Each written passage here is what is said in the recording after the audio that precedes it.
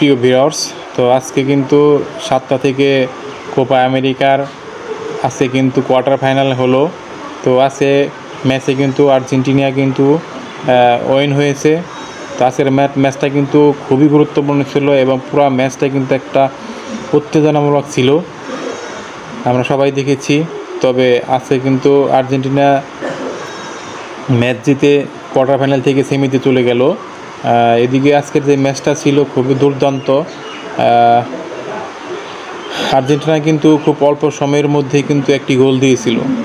এর পরবর্তীতে ইকুয়েডর কিন্তু এরপর একটা প্লান্টিক পেয়েছিল, কিন্তু সেই প্লান্টিক কিন্তু মিস করছে। তার জন্য কিন্তু দলের জন্য খুবই একটা দুঃখজনক নেমে আসছিল। সারা ম্যাচে কিন্তু কোনো গোল দিতে পারছিল না। আর্জেন্টিনা 1 এবং ইকুয়েডর 0 ছিল। শেষ মুহূর্তে কিন্তু 90 মিনিটের কাছাকাছিতে কিন্তু ইকুয়েডর কিন্তু একটি গোল দেয়। তো সেখান থেকে খেলার কিন্তু সব কিছু কিন্তু চেঞ্জ হয়ে যায়। তখন কিন্তু প্রচুর পরিমাণে ইকুয়েডর কিন্তু ভালো খেলছিল এবং ভালো একটা চাপ দিয়েছিল আর্জেন্টিনাকে। তো যাই হোক, লাস্ট ফিনিশিং এক-1তে ড্র হয়ে গেল, কিন্তু 95 মিনিটের পর খেলাটি শেষ হয়ে যায়।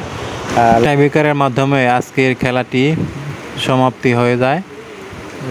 আজকে কিন্তু আর্জেন্টিনার গোলকিপারের জন্যই আসলে আজকের এই আর্জেন্টিনায় কিন্তু আজকে উইন হয়েছে। এটা আমরা অনায়াসে বলতে পারি যে আর্জেন্টিনার গোলকিপারের জন্য আজকের এই ম্যাচটা জিতে হয়েছে।